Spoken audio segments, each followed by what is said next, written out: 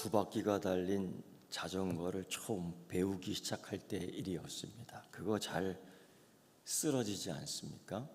잘 쉽지 않은데 제 친구가 먼저 자전거를 잘 탔기 때문에 그 친구가 가르쳐 줬습니다. 그래서 페달을 밟고 핸들을 꼭 잡고 앞을 보고 그냥 가기만 하면 된다는 거예요. 진짜 그런 줄 알았습니다. 그래서 딱 가는데 웬걸요? 자꾸 밑을 보라보게 되고 자꾸 이렇게 기우뚱기우뚱하게 되고 넘어지게 되고 넘어지는데 이쪽으로 이렇게 넘어지더라고요. 내가 안 넘어지려고 몸을 막 이렇게 비틀고 막 이르는데 안 되더라고요. 그러니까 정신이 나가버리니까 이 페달도 밟아야 되는데 이걸 못 밟고 그냥 이르다가 말다가 결국은 넘어졌어요. 그것도 몇 번. 그러니까 친구가 와갖고 그러지 말고 앞을 보고 페달을 열심히 밟고 또 한 가지의 그 가르침이 있었지요. 뭐냐면은 그거 안 쓰러지려고 반대로 자꾸 이르지 말아라. 그 쓰러지는 쪽으로 몸을 자연스럽게 맡기고 살짝 핸들을 털고 정신 바짝 차려서 이거를 계속 해줘라. 근데 생각이 그래요. 어떻게 쓰러지는 쪽으로 쓰러지냐? 안 쓰러지려고 이렇게 해야지. 친구가 그래요. 그거 아니고 한번 해봐. 결국은 몇 번 쓰러지고 나서야 한번 해봤지요. 정말로 쓰러지는 쪽으로 몸을 좀 자유롭게 이렇게 하고 부드럽게 그 다음에 핸들을 그쪽으로 이렇게 꺾었어요. 그리고 페달을 엄청 밟았고 억지로 밑을 보는 게 아니라 앞을 보면서 갔지요. 그게 가지더라고요. 안 쓰러지더라고요. 그래서 결국은 페달을 더 밟고 결국은 자전거를 배워 타게 된 거예요. 제 생각에는 안 쓰러지려고 막 이랬거든요. 그게 아니더라고. 그저 밑을 보면은 어떻게 중심을 잡을 수 있을 거라고 생각했는데 그게 아니더라고요. 산상수훈 말씀, 예수님 말씀 가운데 아주 유명한 말씀인데요. 그게 그런 식의 말씀입니다. 이 세상의 논리와 반대로 움직일 때가 많아요. 많은 사람이 여전히 이 세상에서 놀라운, 이 세상에서 복된 소식은 뭐냐면 성공입니다. 그리고 돈을 많이 갖는 부자가 되는 꿈들을 여전히 갖고 있습니다. 그리고 전쟁에서는 승리. 돌이켜보면 지구 곳곳에서 전쟁이 일어나지 않습니까? 이기기 위해서는 더 많이 죽여야 돼요. 승리하기 위해서는 더 많이 파괴해야 돼요. 그게 세상이 얘기하는 승리입니다. 그런데 예수님은 그런 것이 아니라 겸손한 자, 가난한 자, 슬퍼하는 자, 평화를 위해 일하는 자들은 복을 받는다는 놀라운 소식을 전하는 거예요. 세상 사람들은 쓰러지지 않으려고 안간힘을 쓰고 전쟁에서 승리하기 위해서 더 많이 죽이고 있는데 예수님은 전혀 다른 말씀을 하니까요. 거꾸로 된 세상의 이야기를 예수님이 하시니까요. 그냥 알아들을 수가 없는 거죠. 슬퍼하는 자는 종종 위로받지 못할 때가 있습니다. 이 세상에서. 이 사실이에요. 온유한 자는 땅을 유업으로 받지 못할 때도 있습니다. 심지어 죽어서도 자기 땅이 없는 경우가 있어요. 이런 경우. 제 아는 목사님이 저에게 아주 충격적인 얘기를 해줬지요.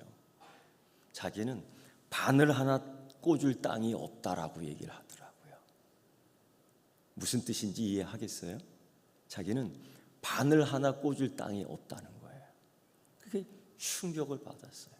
아마 죽을 때까지 없을 거라고 생각을 해요.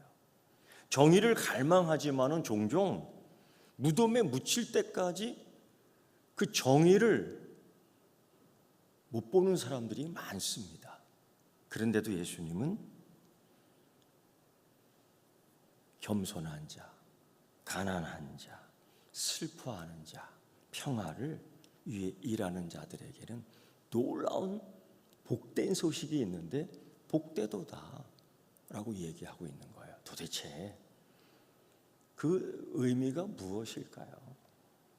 세상과는 전혀 다른 이야기들을 해주고 있는 거예요. 요즘 인기 있는, 유행하는 우리 새로운 습관이 하나 생겼는데 소셜 미디어를 보는 겁니다. 그게 뭔지 아시죠? 유튜브, SNL 이런 것들. 근데 거기는 다 가짜의 이미지가 참 많아요. 인간 본연의 욕구가 뭐냐면은 성공하는 거. 그래서 예수님 시대에도 사실 이런 욕구가 많았어요. 소셜 미디어 같은, SNL 같은 이런 미디어로 꿈꾸는 가짜의 이미지. 그래서 그 당시 대부분 유대인들은 하나님 복받은 사람들, 권력, 하나님 복받은 사람들, 건강, 하나님 복받은 사람들, 존경, 하나님 복받은 사람들, 교육을 누리는 사람, 이런 사람들이 하나님께 복받은 사람이라고 다 알고 있었어요. 그래서 이런 생각했죠. 좋은 삶을 사는 것은 좋은 사람이기 때문이다. 반대로 그러면 생각할 수 있어요. 나쁜 삶을 사는 것은 나쁜 사람들이다. 이게 예수님 시대에 유행했던 생각들, 지금 시대에도 마찬가지예요. SNS를 통해서 가짜의 이미지를 계속 얘기해 주고 있어요. 예수님 당시의 사람들도 그럴듯하게 가짜 이미지들을 과시했습니다. 이런 거죠. 예수님이 직접 목격했는데요. 그 성전에서 헌금을 놓는 어떤 사람들을 본 거예요. 그 회당의 높은 자리에 앉고 잔치의 높은 자리에 앉기를 원했던 그 한 유대인이 그 성전에서 헌금을 드리는데 두둑한 쩡그렁하는 소리가 들렸던 거죠. 반면에 두 렙돈, 그 아주 찢어지게 가난한 그 가부가 두 렙돈, 그 렙돈의 가치는 그냥 쇠붙이 두들겨 박아갖고 이렇게 그냥 탁 표시 하나 해놓은 겁니다. 그거 길거리에 떨어지면 찾지도 못하는 돈이죠. 그걸 탁 넣었어요. 근데 그걸 보시고 예수님께서 뭐라고 말씀했냐면은 그 제자들에게 그런 말씀을 하셨어요. 이 가난한 가부는 헌금함에 넣는 모든 사람들보다 많이 넣었다. 아니 분명히 볼 때는 이 사람이 많이 넣었고 이 사람의 가치가 더 크고 이 사람의 무게가 더 나가고 소리마저도 틀린데 어찌 예수님은 이 사람이라고 얘기하는 걸까? 그 차이가 뭘까? 종교 정신으로 헌금하는 거 아니거든요. 헌금은 믿음으로 하는 거예요. 세상은요, 이 현대화된 교회는 어느덧 믿음이 아닌 종교 정신으로 봉사하게 해요. 종교 정신으로 활동하게 해요. 심지어 예배도 종교 정신으로 예배하게 해요. 이게 오늘 이 시대의 문제만이 아니라 그때도 그랬어요. 그래서 가난한 것은 안 돼요. 애통하는 것은 안 돼요. 고난받는 것은 안 돼요. 심지어 예수님께서는 이런 얘기했죠. 사람에게 보이려고 그들 앞에서 의를 행하지 않도록 조심해라. 기도도 많은 사람들이 보는 앞에 치렁치렁한 옷을 입고 금식하며 죄를 뿌리며 보란듯이, 기도는 사람이 보게도, 기도는 사람이 듣도록, 기도는 사람들이 은혜 받도록, 이러니 이런 종교 정신으로 기도를 하니 하나님이 들을 만한 것들이 없는 거예요. 기도는 하나님이 듣는 거지 사람이 듣는 게 아니에요. 기도는 사람에게 광고하는 것이 아니라 하나님께 아뢰는 거예요. 그런데 종교 정신으로 기도하다 보니까 사람이 봐야 돼. 종교 정신으로 기도하니까 사람이 들어야 돼. 종교 정신으로 기도하니까 사람이 들어주기를 원하는 거예요. 결국 하나님이 듣지 않는 거거든요. 이러한 것들, 성공이라는, 인정이라는 이런 것들 때문에 그 당시 만연했던 종교 정신으로 신앙생활하는 그들에 대해서 예수님은 제자들에게만 이 말씀을 한 거예요. 심령이 가난한 자는 하면서 시작했던 거죠. 여러분, 이 가난, 결핍, 예수님이 이런 상황 속에 사는 사람들, 이런 시대 속에 사는 사람들, 그 속에서 제자들을 불러내어 그렇게 얘기하는 거예요. 심령이 가난한 자는 복이 있다라는 놀라운 소식을 전해요. 예수님은 가난, 결핍이 오히려 복되도다라고 얘기해요. 여러분, 어떻게 가난이, 결핍이 복이 있는 겁니까? 우리는 성경을 읽으면서 이 말씀을 너무 영적으로만 생각하는 것 같아요. 여러분, 이 가난은 정말 경제적으로 빈곤한 자들을 이야기하는 부분이 있습니다. 너무 가난하기 때문에 하나님을 의지할 수밖에 없는 거죠. 그래서 이 제자들에게 얘기하는 거예요. 앞으로 너희의 인생이 이 세상에 살아갈 때 가난하고 결핍하고 부족하고 그럴 경우가 많지. 그때에 사람을 의지하면서, 그때 세상을 의지하면서, 그때 다른 것들을 의지하면서 나가는 것이 아니라 너무 없기 때문에, 너무 빈곤하기 때문에 다른 것 의지하지 말고 하나님을 의지하는 법을 배우라라는 새로운 예수님의 복된 말씀 이거예요. 세상 사람들이 그렇지 않잖아요. 여전히 권력, 심지어 믿음 생활한다고 성전에까지 올라오지만 그들이 믿음 따라 사는 것이 아니라 종교의 정신으로 사는 거 아닙니까? 그런 경우가 허다했던 거지요. 그래서 예수님은 그 말씀한 거예요. 가난한 마음을 가진 자는 복되도다. 왜? 하나님을 의지하게끔 하니까 이 복된 거예요. 그런데 그런 상황 속에서 하나님을 의지하지 않으면 복된 게 아닙니다. 복된 사람 가운데 이 사람이 있죠. 욥. 그가 처음에도 사실 복되었습니다. 그런데 나중에는 정말 가난하게 됐지요. 진짜 거지가 됐지요. 근데 그가 그 과정 속에서 이렇게 얘기해요. 욥기 1장 21절에 내가 모태에서 알몸으로 나왔은즉 알몸이 그리로 돌아갈지어다.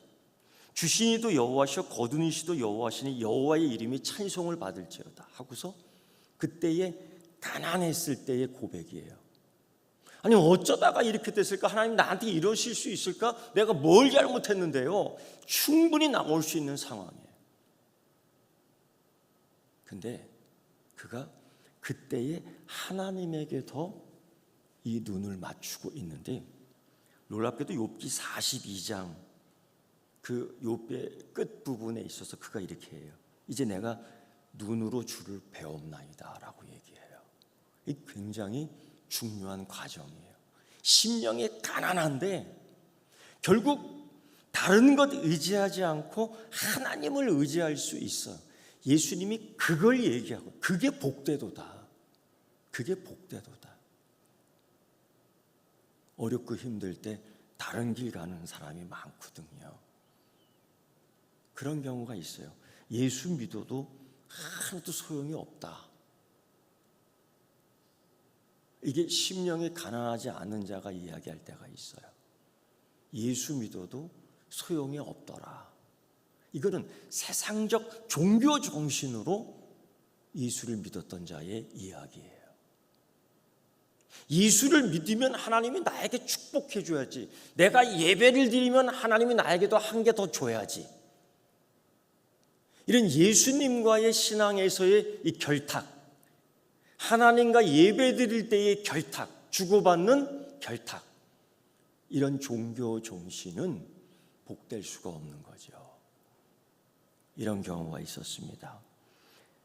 기원전 586년 예루살렘이 느부갓네살 바벨론 왕에 의해서 3번 침공을 받고 완전히 망해요. 그때 진짜 가난하게 되는데, 어떤 가난이냐? 성전이 황폐하게 됩니다. 도시가 다 파괴됩니다. 지도층이 몰락합니다. 수많은 백성들이 예루살렘에서부터 바벨론까지 약 1600km 걸어서 4달, 5달 걸리는 것을 끌려가게 됩니다. 거기서 노예 취급을 당하고요, 중노동에 동원이 되는데, 유프라테스 강가의 그 황무지를 개간하여 옥토로 만듭니다. 그들이 다 만든 거예요. 그리고 그들은 조롱을 받습니다. 그들은 일찍이 하나님을 부를 때에 노래했어요. 그들은 하나님께 예배할 때 찬양했어요. 그 노예의 현장에서 노래 불러보라는 거예요. 노래 잘 불렀잖아. 그래서 시편 137편의 말씀을 본 그들의 예배, 그들의 찬양에 절망이 있어요. 여러분, 예배 기쁨으로만 드리는 거 아닙니다. 예배 애통하면서 드리는 자가 있습니다. 기도, 감사하지 못하고 슬픔에 젖어 기도하는 사람도 있습니다. 그것도 기도고 그것도 예배예요. 우리는 생각하잖아요. 예배는 축제다. 여러분, 축제가 아닌 예배도 있습니다. 예배 드리면 기쁨이 와야 돼. 기쁨으로 드릴 수 없는 예배의 현장이 있습니다. 시편 137편은요, 우리가 바벨론 여러 강변에 거기 앉아서 시온을 기억하며 울었도다. 그들은 예배, 찬송, 기도하며 울었습니다. 왜? 심령이 너무 가난하게 됐기 때문이죠. 먹을 게 없어요. 줘야지 먹어. 일 못했다고, 오늘은 게을렀다고 채찍을 휘둘리면서 밥그릇을 엎어버리면은 그날 한 끼도 먹기 힘든 거예요.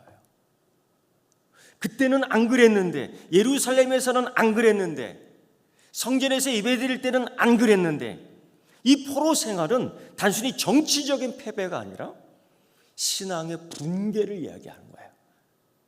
믿음의 붕괴를 이야기하는 거예요. 그때 이 바벨론 포로에 이 생활했던 이들이 회복을 해요. 무슨 회복이냐? 그때 그들이 성전에서 예배를 제대로 안 드려요. 종교적 정신으로만 예배드렸거든요. 우상을 숭배했거든요. 그리고 다른 시간에는 예배드린다고 왔거든요. 그 예배가 되겠어요? 그런데 그들이 바벨론에 와서 새롭게 깨닫게 돼요. 아, 이곳에서도 하나님이 계시는구나. 그게 그 유명한 에스겔서에서 나오는 여호와 삼마입니다. 하나님이 나를 버렸고, 하나님 내게 고난을 주었고, 하나님 내게 고통을 주었고, 우리 이런 얘기 자꾸 해요. 여러분, 하나님이 자기 백성에게 고난 주는 걸 기뻐하지 않습니다. 하나님 그러신 분이 아닙니다. 그들이 이제까지 종교적 정신으로만 뭉쳐 있었지만은 이제 우리가 눈으로 하나님을 봅니다 하면서 그곳에서 예루살렘 성전에 있었던 화려한 신앙, 보여주는 신앙, 볼 수 있는 신앙이 아닐지라도 그 나라에서 회당을 지으며 그들이 거기서 율법과 예배 중심의 삶을 삽니다. 그래서 예배가 중심이다라는 얘기가 여기서 나온 거예요. 그러면서 그들이 하나님을 바라보는 신앙이 회복된 거예요. 가난이 복되다는 게 아니야. 결핍이 복되다는 것이 아니라 이 과정 속에서 그들은 곁길로 가지 않고 주를 더 바라보게 되었다라는 이 회복을 하나님이 복되다라고 얘기하는 겁니다. 가난이라는 것이 무엇일까? 성경에서 말하는 이 가난, 영적인 부분도 있어요. 그런데 실질적인 거예요. 가난은 꼭 결핍이죠. 여러분, 돈이 없으면 불편해요. 근데 믿음이 없으면 불편해요. 느껴집니까? 이게 못 느껴지면은 아직 덜 된 거예요. 돈이 없으면 불편하다는 걸 느끼면서도 믿음이 없으면 불편하다는 걸 못 느껴? 이거 좀 문제 있는 거예요. 그건 아직 믿음이 아니라 종교 정신으로 사는구나, 그겁니다. 그러면 이 가난이라는 게 뭘까요? 이걸 좀 좁게 생각해 보죠. 좀 더 좁혀보지요. 이것은 죄를 깨닫고 절망한 상태를 이야기하는 겁니다.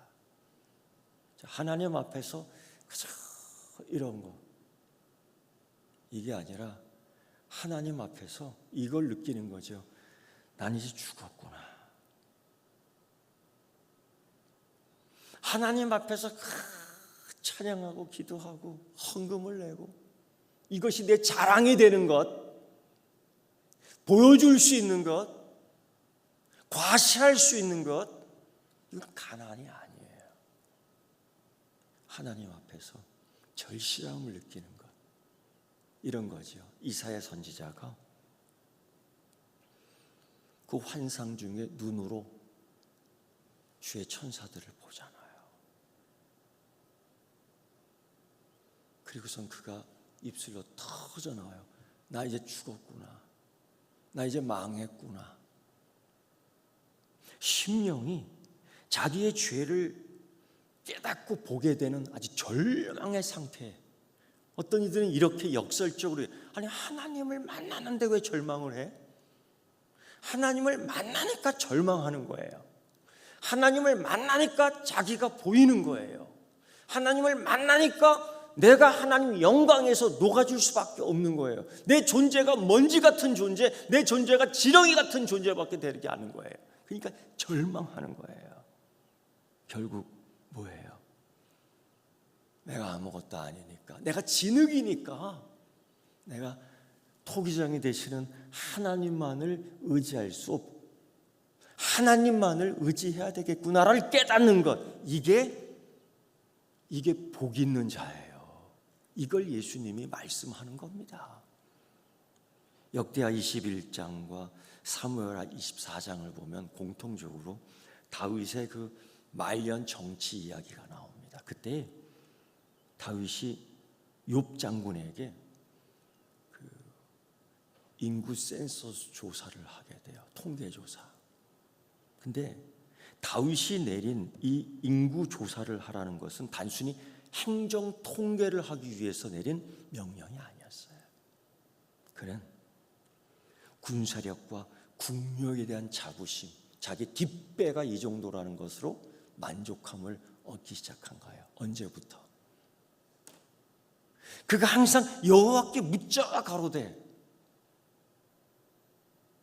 역대기 11장의 말씀을 보면 사울은 왜 망했느냐? 여호와께 묻지 않았기 때문에. 왜 묻지 않아요? 내가 할 수 있는 거니까. 왜 인구조사를 해요? 내 나라니까, 내 거니까. 다윗이 이 일을 할 때에 여호와 하나님께 묻지 않습니다. 사람이 이렇게 변할 수 있어요. 사람이 이렇게 나락으로 떨어질 수 있어요. 심지어 요압은 이 다윗이 명령한 이 행정 조치에 대해서 이렇게 얘기합니다. 왕의 주 하나님께서 100배나 더 하시기를 원합니다. 이거 왜 합니까? 욥이 볼 때 이거 굉장한 잘못된 것을 직감한 거예요. 다윗보다도 덜 신앙적인 사람이라고 할 수 있겠지. 다윗보다도 그 신앙의 민감도가 덜한 사람이라고 할 수 있겠지. 근데 이 요압 장군만이라도 이 요압 장군이 깨닫거든요. 그렇게 하지 마십시오. 내 주 왕은 어찌 이런 일을 기뻐하시나이까? 이 얘기를 해요. 다윗은요, 일을 합니다. 이스라엘 힘이 어디서 나오는 건가? 나의 능력이 어디서 나오는 건가? 뒷배경이에요. 그거를 군사의 수, 방패의 수, 칼의 수에 의지하게 됐다는 거죠. 여러분, 그러니까 하나님을 의지하지 않은 거예요. 뒷배경을 의지하는 거예요.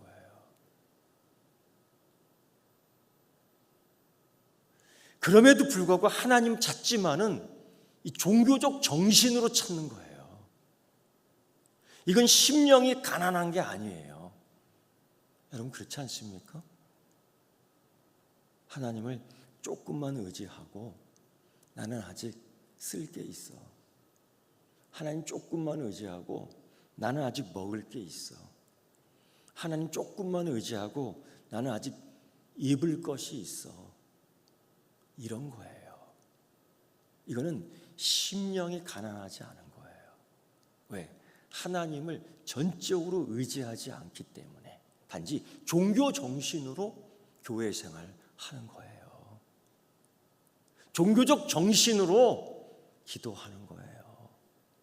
종교적 정신으로 헌금 아니고 기부하는 거예요.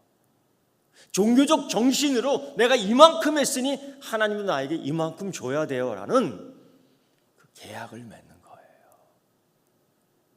이런 경우가 허다하죠. 이때 인구조사가 끝나고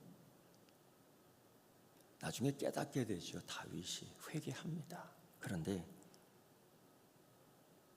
이 회개가 어떤 회개냐? 단순히 후회가 아니었어요.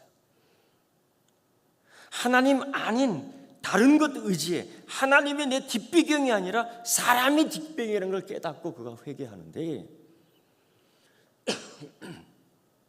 하나님이 심판하십니다. 그래도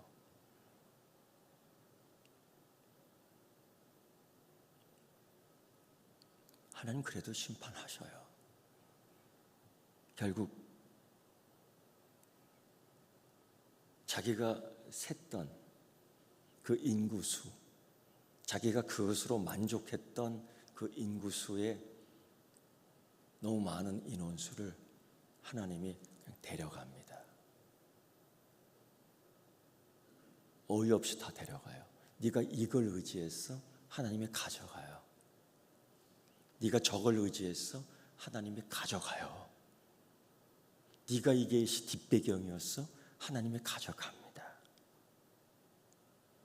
그때서야 다윗이 깨닫고 후회가 아닌 회개를 하며 하나님께 예배를 드려요. 그 예배가 예배의 장소가 어디냐면 성전이 아니에요. 성막이 있는 곳이 아니에요. 종교 정신으로 거기 가서 절하고 예배했던 곳이 아니에요. 바로 나중에 예루살렘 성전이 지어지게 된 아라우나의 타작 마당이었어요.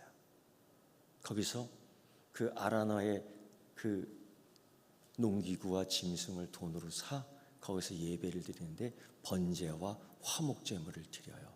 거기서 진정으로 드리는 예배가 돼요. 그리고 하나님이 그 진노를 거두시고 다윗을 주로 다시 축복을 하게 됩니다. 예배의 장소가 거기가 아니었다고, 그때처럼 예배를 드리지 못했다고, 그때처럼 찬양대를 동원하지 못했다고, 그때처럼 기도하지 못했다. 그러나 울며 불며 베옷을 입고 머리에 젤을 뿌려 드리는 기도와 예배를 하나님이 받으셨는데 그게 심령이 가난한 자는 복이 있다라는 바로 그거예요. 그것 때문에 다윗은 자신의 의로움이나 성취를 신뢰하지 않고 하나님의 은혜임을 알게 된 거예요. 자기 능력과 권세로 하나님 나라를 이룰 수 없다. 내 능력과 내 권세로 하나님을 기쁘게 하는 것이 아니라는 것을 알았던 거예요. 하나님이 자기 기쁨을 채우고자 나를 사용하지 않아요. 하나님이 자기 기쁨을 얻고자 내 예배만 받으시는 거 아니에요. 그거 없어도 돌들로도 찬양할 수 있게 있어. 들의 꽃을 통해서도 하나님 그 찬양을 받으십니다. 내 예배가 내 찬양이 아니에요. 심령이 가난하다는 것은 바로 이거예요. 하나님만이 구원이요, 하나님만이 내 주인이라는 고백을 다윗이 거기서 다시 한번 합니다. 내가 아무것도 아니었구나. 그러면서 심령이 가난한 자는 복이 있는데 어떤 복이냐? 천국이 저들의 것이에요. 여러분, 그 천국은 무엇입니까? 주님이 말씀하셨어요. 심령이 가난한 자는 복이 있나니 천국이 그들 것이미로다. 천국에 대한 오해가 있더라고요. 제일 첫 번째 오해가 뭐냐면요, 하나님 나라는 죽어서만 갈 수 있는 나라라고 알고 있어요. 그거 아니에요. 하나님 나라가 교회와 같다라고 생각하는 사람이 있어요. 교회가 하나님 나라 아닙니다. 세상 사람들은 더 포괄적으로 여러 교회가 모여 그게 하나님 나라가 아닙니까? 그런 하나님 나라 없습니다. 여러분, 하나님 나라는 매우 실질적인 거예요. 하나님 나라는 현재적인 영역도 포함되는 겁니다. 주님이 실제로 그 말씀하셨어요. 내가 하나님의 성령을 힘입어 귀신을 쫓아내는 것이면 하나님 나라가 이미 너희에게 임하였느니라는 시간적, 공간적, 현실의 이야기를 거기서 해요. 이게 마태복음 12장 28절 말씀이에요. 그러니까 하나님 나라가 미래에만 있는 것이 아니라 여기에도 있는 거예요. 하나님 나라가 이 세상에 하나님의 공간적 영역 속에 있는 거예요. 하나님 나라는 이 세상의 속으로 들어오신 거예요. 그 대표적인 공간이 예수님이 계신 곳, 하나님이 임하신 곳입니다. 그래서 우리는 그 하나님 나라를 경험하기 위하여 하나님 임재 곁으로 가는 거죠.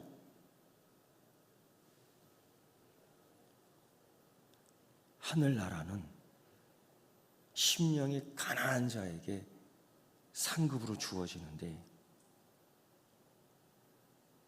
이 하나님 나라는 영적인 것뿐 아니라 실질적인 거예요. 예수님이 우리의 기도를 가르쳐 주면서 그렇게 하늘에서처럼 땅에서도 이루어지기를 원합니다. 하늘나라가. 그래서 하늘나라가 이 땅에서 이루어지는 경우가 있습니다. 그래서 예수님이 이 얘기를 하죠. 이 경험을 해라, 제자들에게. 그래서 박해를 받고 애통하고 슬퍼할 때 여기에 빠지지 않고 우리가 하나님을 바라보는 복된 순간까지 가라.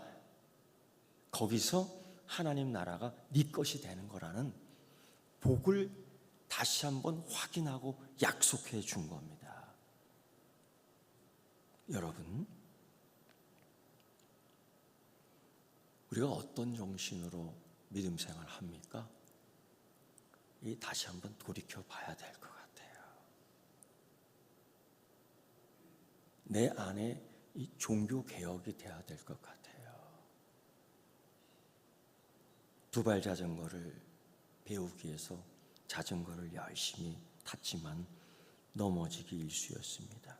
성공하려고 애썼지만은 넘어지지 않으려고, 쓰러지지 않으려고 반대쪽으로 몸을 기울이며 애썼지만은 안 되더라고요.